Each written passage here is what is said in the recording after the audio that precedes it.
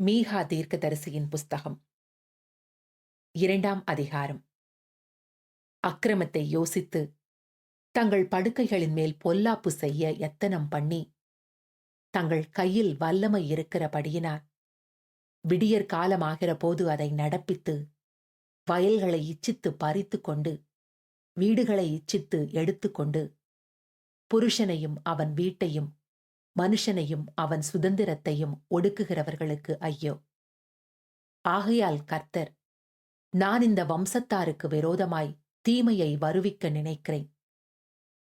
அதனின்று நீங்கள் கழுத்தை நீக்க மாட்டீர்கள். நீங்கள் மேட்டிமையாய் நடப்பதில்லை. அது தீமையான காலம். அந்நாளில் உங்கள் பேரில் ஒப்பு சொல்லி, நாம் முற்றிலும் பாழானோம். நமது ஜனத்தின் சுதந்திரத்தை மாற்றி போட்டார். என்னமாய் அதை என்னை விட்டு நீக்கி போட்டார். நமது வயல்களை பிடுங்கி பகிர்ந்து கொடுத்தாரே என்று துயரமான புலம்பலாய் புலம்புவார்கள். கர்த்தரின் சபையில் சுதந்திர வீதங்களை அளந்து கொடுக்கிறவர்கள் உனக்கு இல்லாதிருப்பார்கள். தீர்க்க தரிசனம் சொல்லாதிருப்பீர்களாக என்கிறார்கள். அவர்கள் தீர்க்க தரிசனம் சொல்லுவார்கள். இந்த பிரகாரமாய் அவர்கள் தீர்க்க தரிசனம் சொல்லாவிட்டால் நிந்தை நீங்காதே. யாக்கோபு வம்சம் என்று பேர் பெற்றவளே, கர்த்தரின் ஆவி குறுகியிருக்கிறதோ? அவருடைய கிரியைகள் இவைகள்தானோ? செம்மையாய் நடக்கிறவனுக்கு என் வார்த்தைகள் நன்மை செய்யாதோ? என் ஜனங்கள் பூர்வ முதல் சத்ருவைப் போல் எழும்பினார்கள்.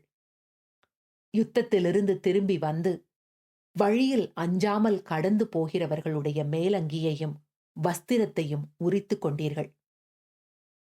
என் ஜனத்தின் ஸ்திரீகளை அவர்களுடைய சௌக்கியமான வீடுகளிலிருந்து துரத்திவிட்டீர்கள்.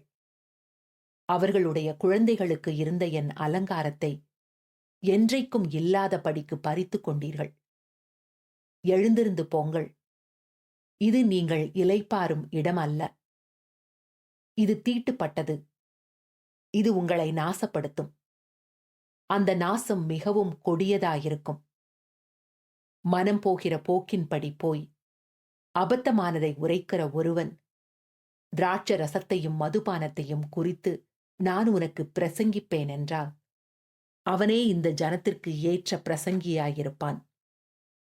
யாக்கோபின் ஜனங்களே, உங்கள் எல்லாரையும் நான் நிச்சயமாய் கூட்டுவேன். இஸ்ரவேலில் மீதியானவர்களை நிச்சயமாய் சேர்ப்பேன். போஸ்ராவின் ஆடுகளைப் போல் அவர்களை ஏக கூட்டமாக்குவேன். தன் தொழுவத்துக்குள்ளே சேர்ந்த மந்தைக்கு சமானமாய் ஜன திரளினாலே இரைச்சல் உண்டாகும். தடைகளை நீக்கி போடுகிறவர் அவர்களுக்கு முன்பாக நடந்து போகிறார். அவர்கள் தடைகளை நீக்கி வாசலால் உட்பிரவேசித்து கடந்து போவார்கள். அவர்கள் ராஜா அவர்களுக்கு முன்பாக போவார். கர்த்தர் அவர்கள் முன்னிலையில் நடந்து போவார்.